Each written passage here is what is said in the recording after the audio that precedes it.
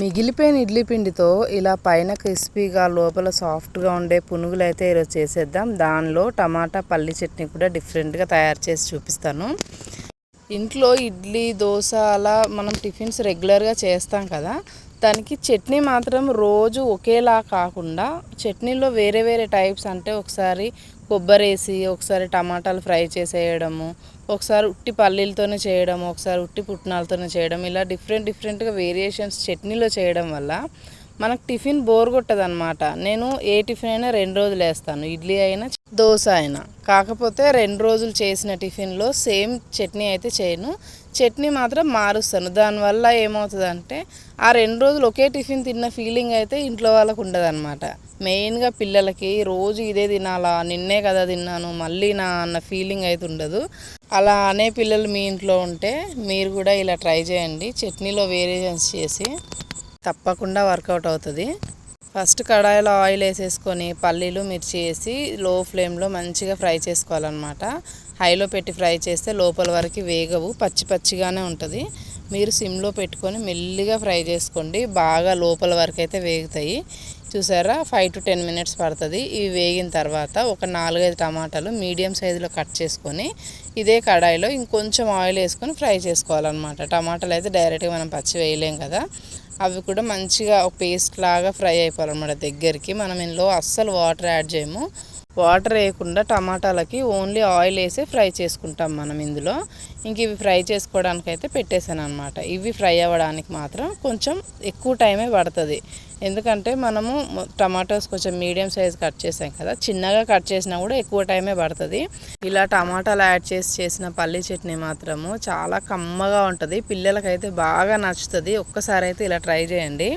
నేను మిక్సీ జార్లో వేయించుకున్న పల్లీలు, మిర్చి, కొంచెం పుట్నాల పప్పు, సాల్ట్, 4-5 వెల్లుల్లి రెబ్బలు వేసుకున్నాను. మనం ఫ్రై చేసుకున్న టమాటాలు కూడా వేసాను, కానీ వేడిగా ఉంది కదా, కొంచెం సేపు అలా మూత తీసి పక్కన పెట్టేస్తే అదే చల్లారుతుంది. చల్లారిన తర్వాత మాత్రమే మిక్సీ చేయండి. నేను మిక్సీ చేసే ముందు పచ్చి జీలకర్ర ఒక 1/2 స్పూన్ అయితే యాడ్ చేశాను, దానివల్ల ఫ్లేవర్ బాగుంటుంది, మనకి డైజెషన్ కూడా బాగుంటుంది అన్నమాట.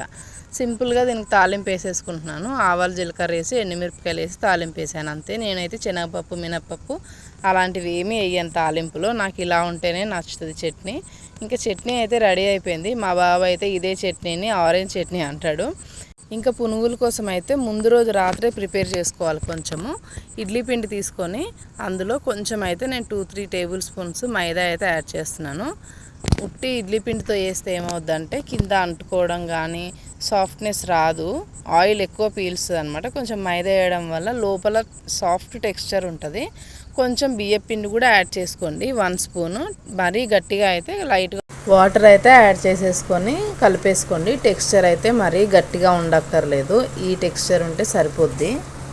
కొంచెం సాల్ట్ తక్కువే వేసుకోండి, ఎందుకంటే ఆల్రెడీ మనం చట్నీలో వేసుకుంటాం కాబట్టి ఆ సాల్ట్ సరిపోద్ది అనమాట. మనం ఇందులోనే ఎక్కువ వేసేసుకుంటే మనం చట్నీతో కలిపి తిన్నప్పుడు కొంచెం ఉప్పు కారుగా అనిపిస్తుంది. రాత్రి ఇది రెడీ చేసేసుకొని క్లోజ్ చేసి పక్కన పెట్టేశాను.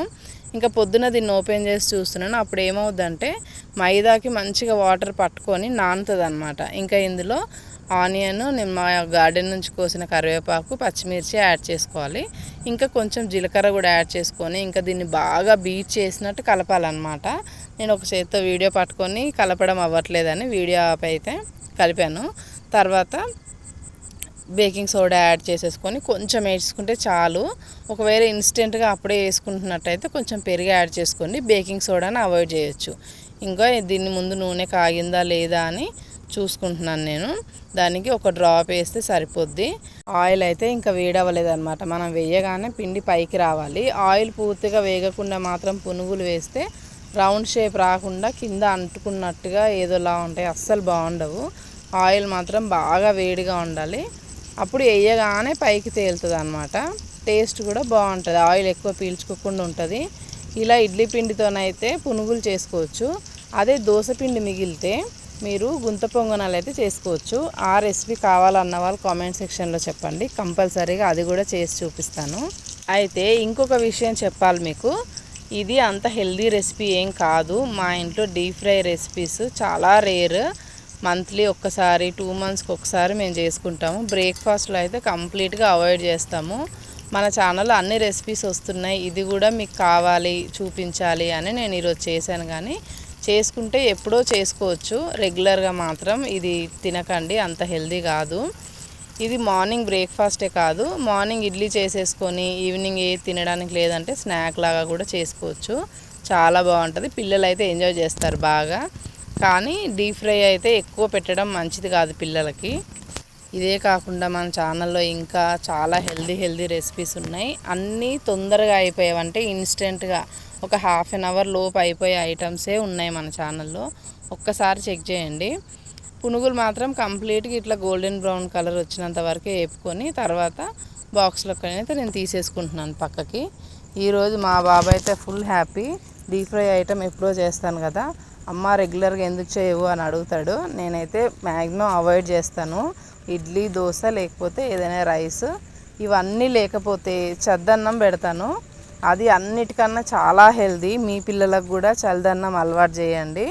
ఏపీలో ఉన్న వాళ్ళకైతే చద్దన్నం గురించి చెప్పక్కర్లేదు, చాలామంది బ్రేక్ఫాస్ట్ కింద చద్దన్నం తింటారు. ఈరోజైతే మా బ్రేక్ఫాస్ట్ ఇదండి. మీరు ఏం బ్రేక్ఫాస్ట్ చేశారో కామెంట్ సెక్షన్లో చెప్పండి. ఇంకేవైనా ఐటమ్స్ మీకు ఇన్స్టెంట్గా అయ్యేవి కావాలంటే కామెంట్ సెక్షన్లో అది కూడా అడగండి. ఆ రెసిపీస్ కంపల్సరీ ట్రాక్ చేసి మీకోసం సింపుల్ మెథడ్లో నేను చేసి చూపిస్తాను. ఫైనల్గా అయితే పునుగులు రెడీ అయిపోయి చూసారా ఎంత టెంప్టింగ్గా ఉన్నాయో, చాలా బాగా వచ్చాయి. పైన క్రిస్పీ లేయర్ వచ్చింది, లోపల మాత్రం చాలా సాఫ్ట్గా ఉంది. పిల్లలకైనా చాలా నచ్చుతుంది, ఇంకా పెద్దవాళ్ళకైనా నచ్చుతుంది. కానీ మంత్లీ ఒకసారి అలా మాత్రమే ట్రై చేయండి, రెగ్యులర్గా మాత్రం డీప్ ఫ్రై ఐటమ్స్ తీసుకోకండి, హెల్త్కి అంత మంచిది కాదు. మీరు వీడియో ఇంతవరకు చూసారంటే నిజంగా మీకు నచ్చే ఉంటుంది కదా, మరి లైక్ చేయండి, షేర్ చేయండి, సబ్స్క్రైబ్ చేసుకోండి. బాయ్.